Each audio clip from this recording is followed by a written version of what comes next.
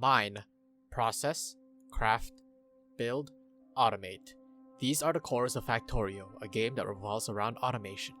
Taking the role of an engineer that crash-landed on an alien planet, the player must make use of the planet's resources to build a rocket and launch it, which is the main goal of the game. However, the alien natives will attack the player's base, which means that alongside researching advancing technologies, the player should invest in military technology to defend the factory from decimation. Factorio is the perfect blend of survival, base building, and management. It is really satisfying setting up your own production line and then simply being rewarded for idling as the factories run themselves. At the beginning, the player will need to mine resources themselves and craft them by hand to start building the factory. As the player researches technology, they will find ways to automate the mining and crafting, which becomes essential as the amount of items needed to progress further and further into the game becomes larger, and crafting them in large quantities by hand becomes unfeasible. Belts are a major feature in this game, which help deliver materials and objects to the appropriate station much like a production line would. Inserters can then take items off the belt and, well, insert them into the machines. For instance, the ore that is mined can be delivered to a furnace in which the metal plate produced can be carried over to an assembly machine to be crafted into useful products.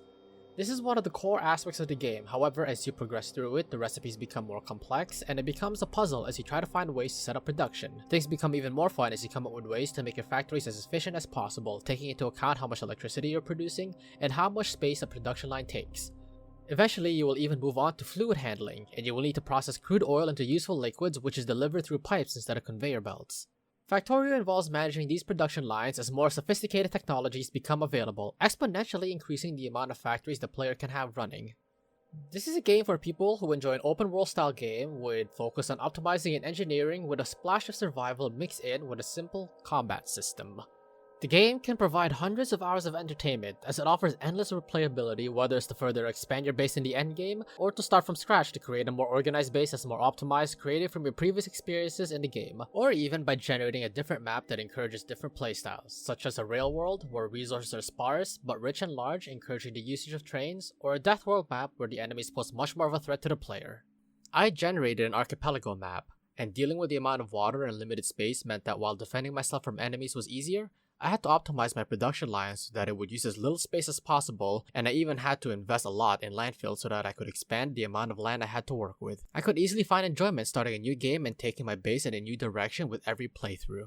And that's not even taking into account the plentiful amount of community-made mods that developers support via the in-game mod portal, which makes browsing and installing mods extremely easy.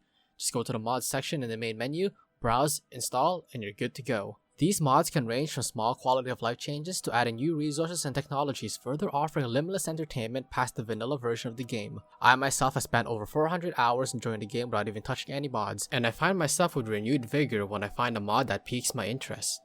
There are even mods that completely overhaul the game, and it feels like it could have been a paid expansion that definitely would be worth paying extra for. Modding helps contribute to the community aspect of the game, with this intuitive mod system and each mod having its own dedicated page on the Factorio website, allowing each modder to list information such as version history and changelog, and even have its own forum for feedback from other players. If the game starts to become stale for you, which is something that takes a lot of hours to do anyways, you can freshen up the Factorio experience by visiting the mod portal. Factorio is incredibly addicting, and I'm glad to have played it during a time when going outside isn't ideal.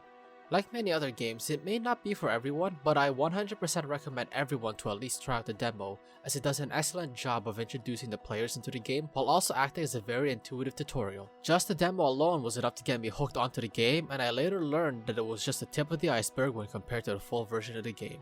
My verdict on this? With over 800 hours spent on this game, and still likely to spend at least double that amount with the amount of community content available, I give Factorio a 10 out of 10.